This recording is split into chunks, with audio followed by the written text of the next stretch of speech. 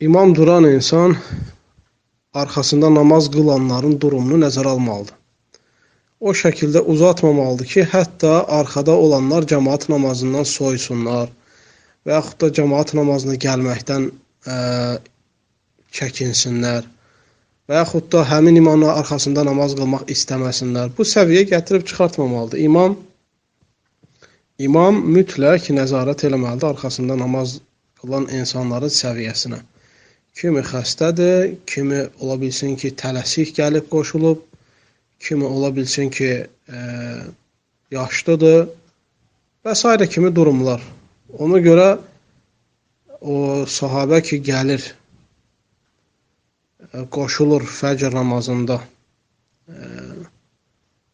bir sahabənin arxasına, o sahabə uzadır. Bu da dözə bilmir, çıxır, tək qılır namazı.